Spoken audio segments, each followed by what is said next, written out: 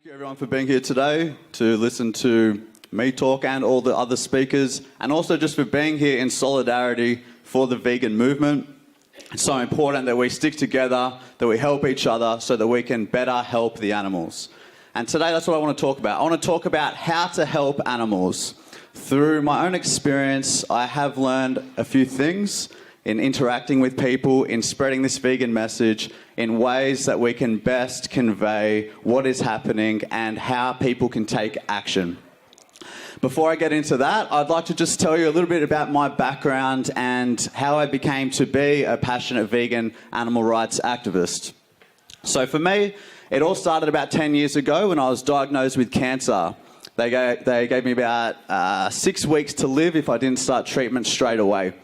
And this was the first time that I'd ever experienced what it was like to suffer. I'd never known suffering before. I was living the cushy life, just like most of us do. Always enough food in our stomach, always a nice place to sleep, always shelter, always water, cushy. And it was this experience of suffering, and not only that, but coming out of my suffering, that started inspiring me to help others. I put on 25 kilos while I had cancer and got all kinds of different sicknesses and that during that.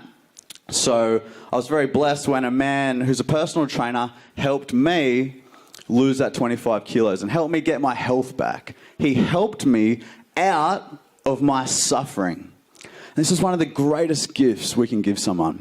And this is what he'd done for me. I was so inspired by this that I wanted to help others as well.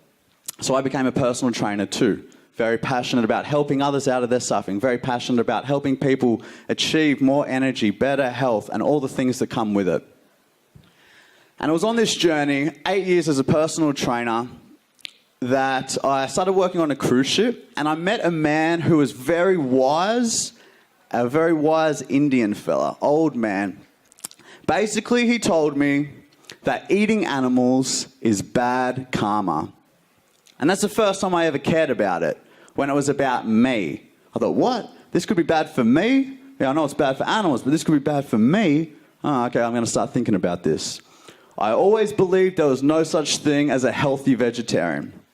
One of my personal training mentors told me that. He said, there's no such thing as a healthy vegetarian. I said, good. I don't want to be one. I don't want to have to look into it. Fantastic.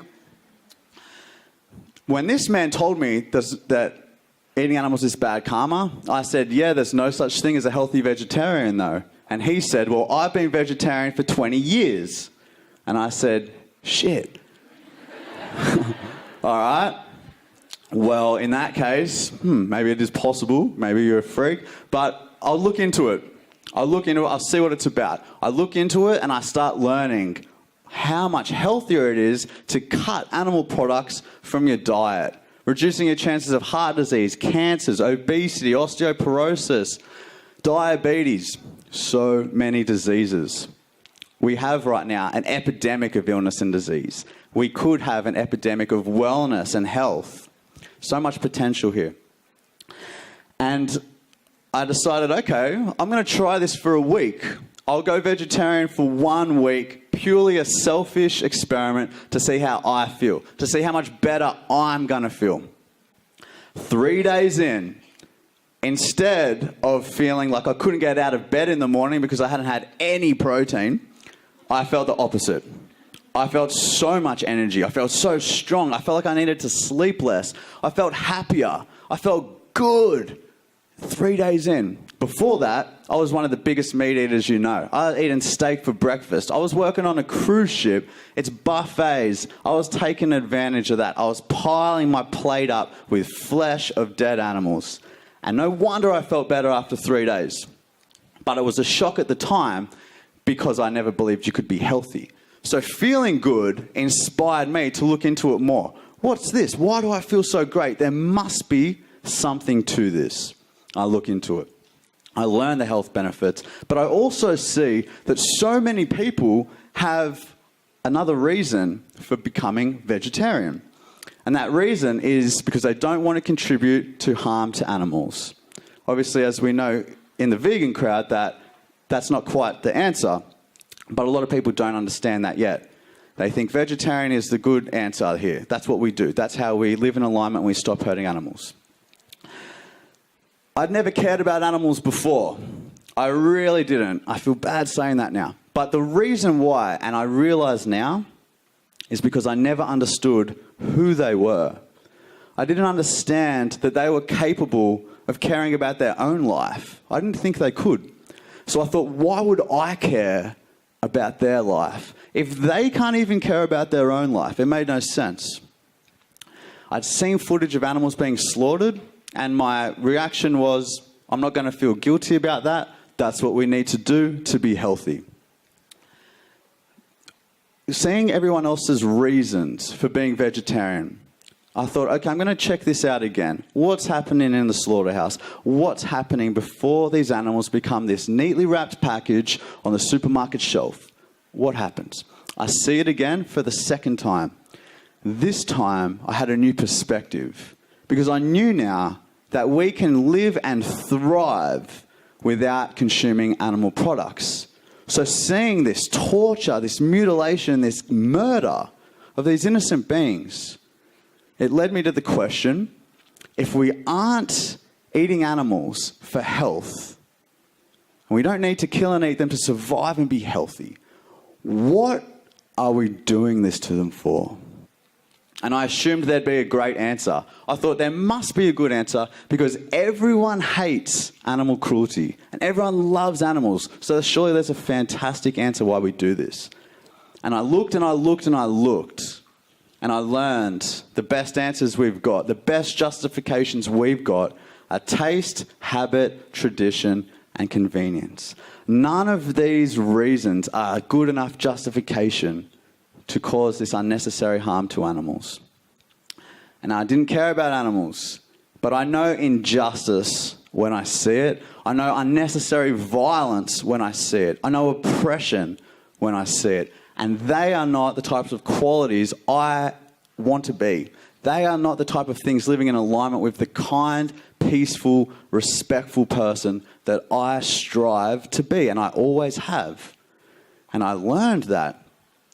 And I became vegetarian for a whole new reason. It was for animals. Soon later, I learned it's not just about flesh. It's about all the ways animals are being used in our society. All use is exploitation. All exploitation is a form of abuse, and all abuse is immoral. I learned it's about dairy, it's about eggs, it's about wool, silk, leather, products containing animal products, products that have been tested on animals, places that exploit animals for entertainment and for testing. It's about all the ways we use animals. This is when I learned about veganism. I heard a little bit about it before. My friend had gone vegan, who I didn't know very well, and someone came up to me one day and said, "Grant has gone vegan." And I was like, what the hell is that? And he said, "I don't really know, but he doesn't sit on leather couches." I was like, what? That is weird, man. He used to be normal in high school. Vegan. Always thought it was this extreme thing. Unnecessary. Why do we have to be vegan? Why? Because all the ways we use animals causes them harm. Because no living being deserves to be the slave or the property of someone else. I got to a point where that was the only thing that made sense. Since when was it extreme to not want to harm animals? When did that become extreme? What's extreme is saying we love animals and we're against animal cruelty while we pay people to mutilate and torture and slaughter animals for foods and products we don't need. That's extreme. I decided to take a 365-day vow of silence for animals. I thought it would be a great way to raise awareness for them because you don't need to care about animals to be intrigued by some crazy Aussie guy not talking for an entire year and travelling around the country. I thought that will be intriguing to a wide range of people. This could be a good campaign to raise awareness for them. I had the idea after hours and hours of meditation. And that was kind of the problem. Because after that many hours of meditation, all ideas seem awesome. And I was like, vow of silence for a year? That's a good one. I would never have thought of doing that and following through with it unless it came from that place. So that was my goal. That's what I did last year. I travelled around the country to raise awareness for animals and promote peace over violence, to promote the abolition of animal exploitation. Because nothing less, I believe, is good enough. We need to abolish this. This needs to end for them completely. I don't want to talk too much about that journey today because probably half the people here have already heard me talk about it. And this is a vegan crowd. I'm assuming most people here are vegan. If not, cool. But you probably are. So what I want to talk to you about today is how do we help animals? Now, first and foremost, for anyone here who isn't vegan, and I know there are some people here who aren't vegan because I've spoke to you today. Everyone else just leave the room, all the vegans get out and focus in. For those people who aren't vegan, the first thing I just want to talk about is to single you all out. No, just to tell you why veganism is important. Veganism is important because of our core values, because of them also. But let's just talk about us for a second. We have core values already of veganism before we were vegan. Almost everyone here was not born vegan. Almost everyone here believed at one point that veganism was extreme and that would never become a vegan. Veganism is what is already in our heart.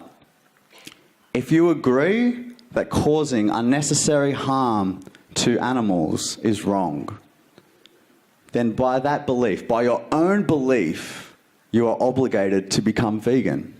Because anything less than being vegan is going in conflict with your core value of non-violence to animals. Anything less. Veganism is the first thing we should do to help animals. But it's not necessarily helping animals.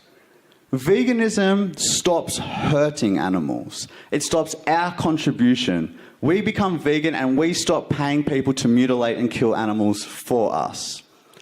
Obviously, that's so important. That is step one. That is perhaps the most important step, perhaps equally important as step two. Step one, if you care about animals, you stop hurting them. You don't buy free range. You don't go vegetarian. You don't buy humanely slaughtered animals. Step one, if you don't want to hurt animals, is become vegan. I'm not expecting you to do it overnight. You might, and a lot of people do. You might feel like you can't. I understand where you're coming from there. But that is your goal. And don't stop anywhere on that path of you getting there until you're there. It's incredibly easy. It's incredibly healthy. Most people here are vegan. We're just normal people. We're not highly intellectual necessarily. Did someone laugh then? Someone's like, I am highly intellectual, thank you very much. We are not necessarily a particular religion. We are not necessarily tofu lovers, although I do love tofu now. Before I hated it. That is actually quite good if you haven't tried it. We are not necessarily caring about our health or the environment. We don't even necessarily have to love animals. I didn't. All you have to agree with is that it is wrong to cause unnecessary harm to animals. And if you agree with that, you believe in veganism. That's it. That's step one, my friends. Become vegan. Step two, because it does not end there. It's not just about, cool, I'm vegan now. Let's go have some lunch. There's this new vegan place opened up. I mean, yeah, that's great. Support the vegan businesses and everything. But there's more to this. We need to become active. We need to take action, and we need to help these animals in need. Because what is happening to them, I want to remind you what is happening to them. They're getting their beaks cut off so they don't peck each other to death in their confined, crowded prisons. They're having their tails cut off so other animals don't eat them off them. They're having their teeth clipped so that they're out of stress, they don't eat into each other. They are being castrated when they're just babies with no anesthesia. Baby male chicks are being sent into a blender, blending them up alive. Baby boys in the dairy industry are being sent to the slaughterhouse to have their throats slit because they do not produce milk. Their mums are hooked up to painful milking machines and forcibly impregnated, and their babies are taken from them, and all of these animals end up at the same slaughterhouse, humanely slaughtered, which, as we know, means nothing for animals. Humane means to show compassion. There is never a compassionate way to exploit someone. There is never a compassionate way to kill someone who wants to live. There's no humane slaughter. What is happening to animals right now is worse than your worst nightmare. What's happening to animals right now, you would not wish on your worst enemy. The worst offenders on this planet, pedophiles, sex offenders, murderers, do not get treated anywhere near as badly as the way we treat the most innocent and vulnerable beings on this planet. And the worst part is that this is so prevalent in our society. Almost everyone is involved in this, knowingly or unknowingly, understanding what they're contributing to or not. This is 1.5 trillion innocent beings that this is happening to every single year. And that's a conservative estimate. That's 1.5 trillion lives who feel pain and suffer just like us, who deserve respect just like us. We need to put ourselves in the animal's position. One of the best quotes I've ever heard that has fueled my activism is, speak up for animals the way you would want to be spoken for if it was you in their situation. Think about that. Think about what's happening to them. Speak up. Be proud as a vegan. You should be proud. You are on the side of justice for animals. You're on the side of justice of a new revolution, the fastest growing social justice movement of our time.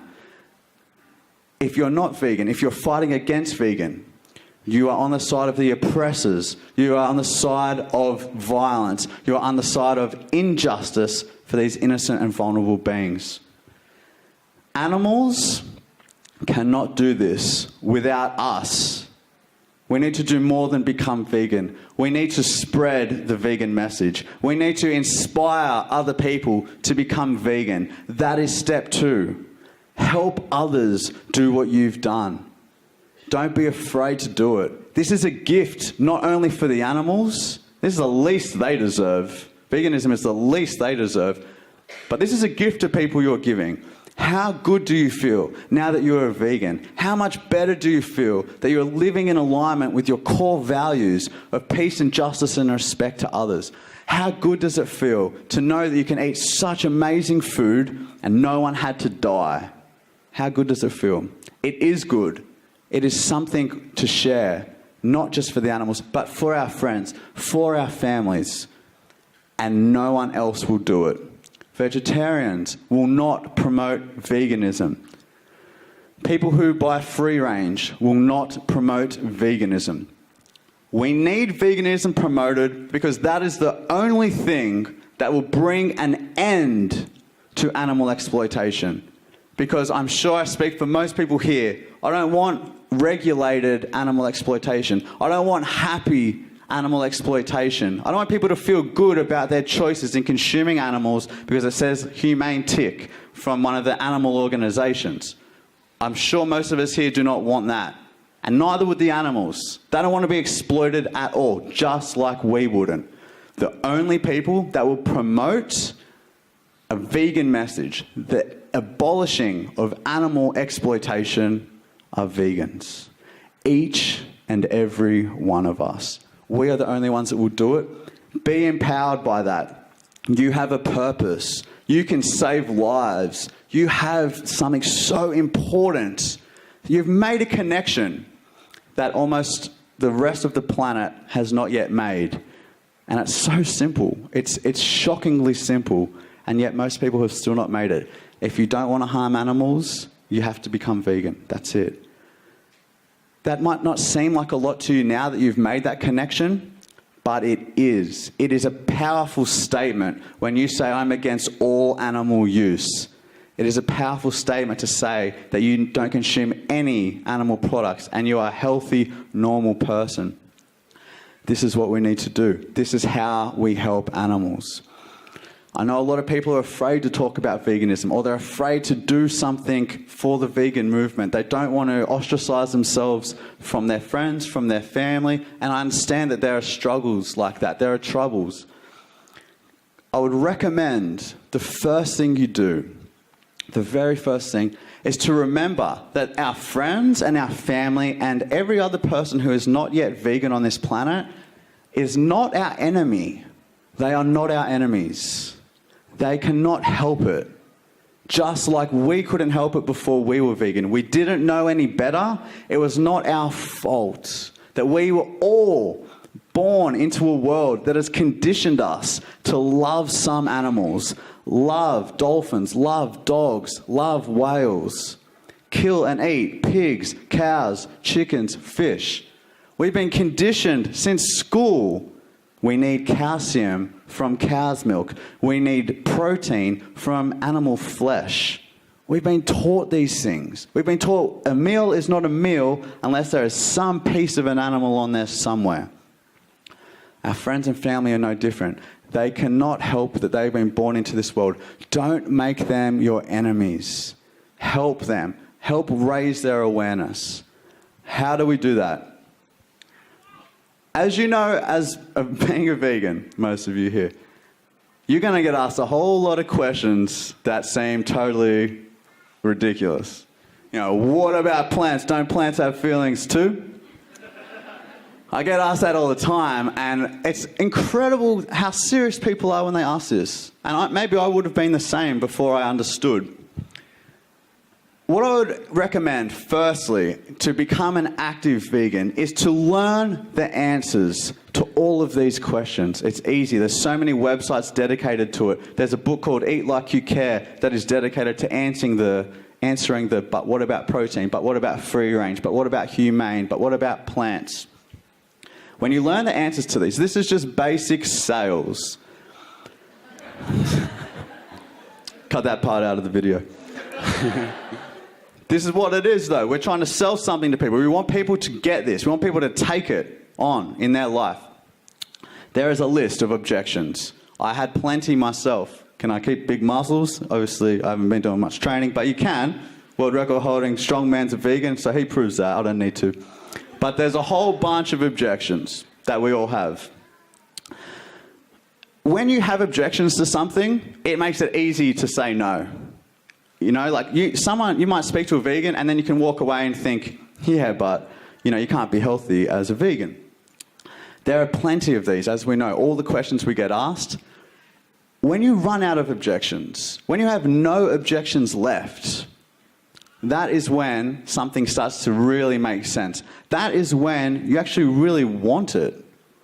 When you've got no objections to veganism, veganism is all that makes sense. And that is when people will become vegan. When they don't have any objections left, or at least not enough, it doesn't outweigh anymore the facts. It doesn't outweigh the necessity, the moral obligation to become vegan.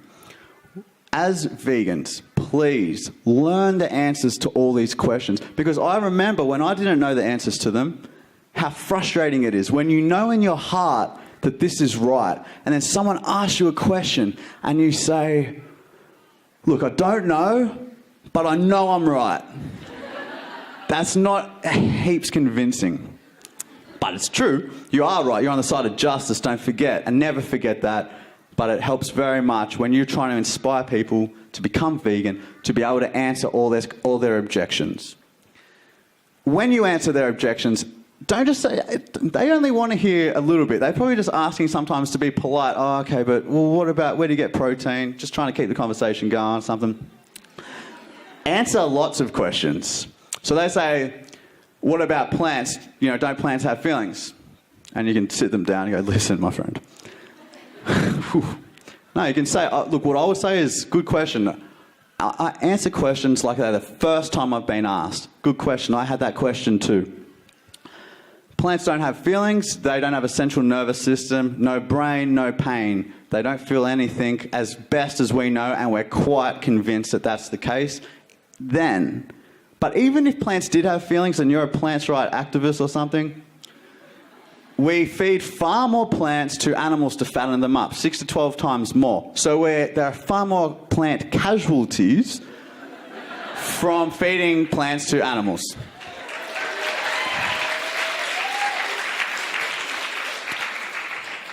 So you've answered two things there.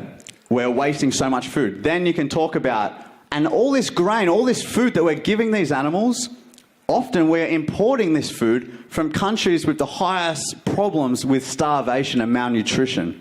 In fact, all this food we are wasting, giving to animals to fatten them up, and only getting so little food in return. All that food we could use so much more effectively, so much more efficiently. We could stop wasting it, and we could start putting it to these places who really need it, or leaving it there. You've answered 3 questions there. They're like, oh God, I wasn't expecting all that. When someone says, where do you get protein? You can go, good question. That's what everyone wants to know. Where do I get protein? Protein is found abundantly in plant foods. Fruits, vegetables, grains, nuts, seeds, and legumes. It's in there. I know. I didn't believe it either. It is. And it's good quality protein. Then you can explain, in fact, every single nutrient that you need can be found in those foods. And there are more deficiencies on average in a standard diet than in a vegan diet. So then you've answered that. Are there any other deficiencies? Boom. We don't need to talk about iron. We don't need to talk about vitamin D. And then you can say, in fact, the world record holding strongman is a vegan. Mr. Universe is a vegan. World record holding ultramarathoner is a vegan. And they're like, okay, I get it. You can be super healthy and ripped and muscly as a vegan. Yeah, that's right. When someone asks, what about free range? You can say, because this is a good question. People generally believe free range is good enough. You can say, there is no use of animals that is okay. All animal use is exploitation, and it is all wrong. No matter how good these animals might have it, even though free range usually means next to nothing for animals, no matter how good they might have it, they all end up at the same slaughterhouse. You can explain that to them, and then you can explain more about what happens to dairy, what happens on the egg farms, what happens in these humane places that is so far from humane that it's impossible not to see it when you hear it, when you understand it. You can answer many questions in one, and that's what I'd recommend do. Cut through those objections as fast as possible. A good question to ask people is, so what now is stopping you from becoming vegan? What's stopping you from becoming, how can I help you become vegan? It's a great question. It puts it back on them now. Oh, good question. I don't know. And maybe just I don't have any recipes. Okay, here's some recipes. Oh, I don't think the food's good. Here's some delicious food. I think it's expensive. Potatoes are cheap, my friend. We can do it. It's easy. This is important. This is what we need to do. We need to help people become vegan. Our job as activists. Something I've noticed amongst all you beautiful people and in the vegan community in general, and this surprises me not at all, and I was there not long ago too, and I still go there sometimes, even though I believe now it's not effective. Less effective. What I've noticed, and what you've probably noticed too, is the harsh way that these conversations can go sometimes. The aggressive way, the insulting, the name-calling, the fight that happens between a vegan and a person who's not yet vegan. It doesn't need to be like this. And in fact, I think we are doing animals a disservice by communicating with people in this way. I'd like to give you an example. When I was in Melbourne doing a talk, usually I talk about my own journey and try to inspire people to become vegan.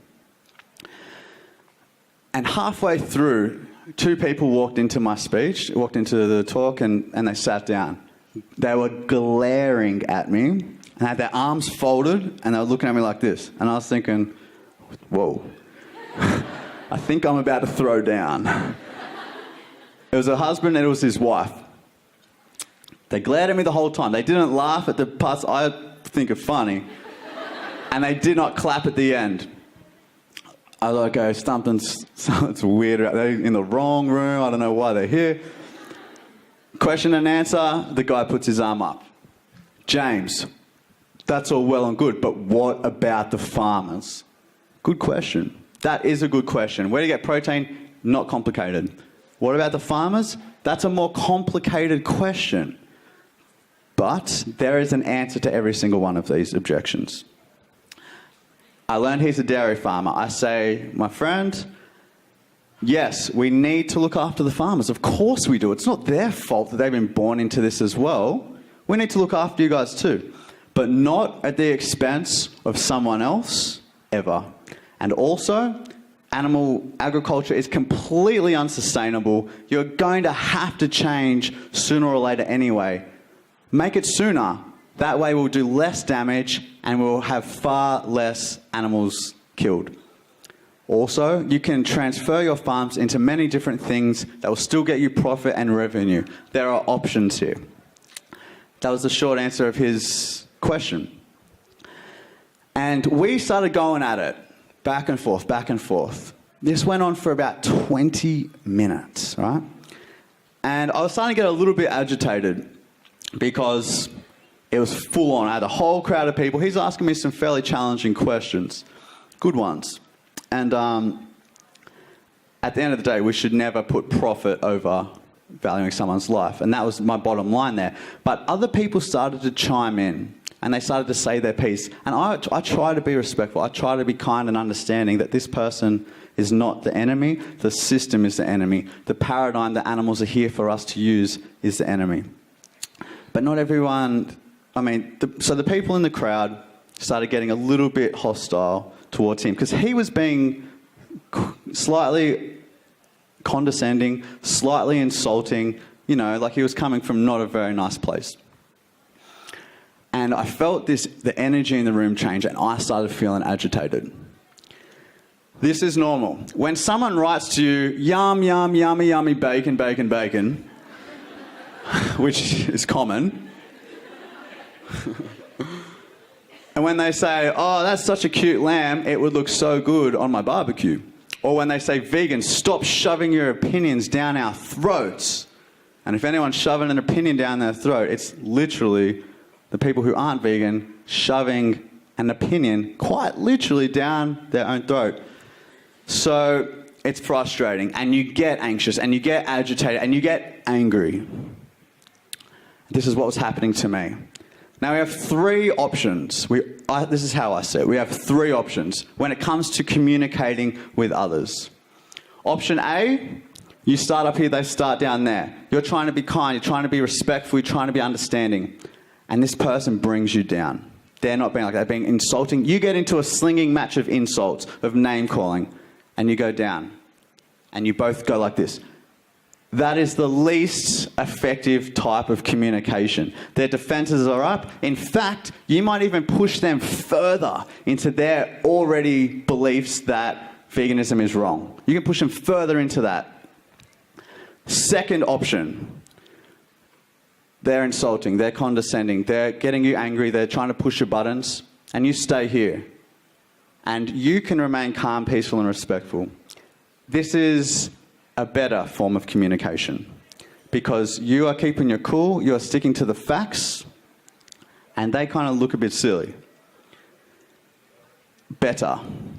The third, the effective form of communication, and this will happen to you. I'm telling you that because it's happened to me. We can bring people up.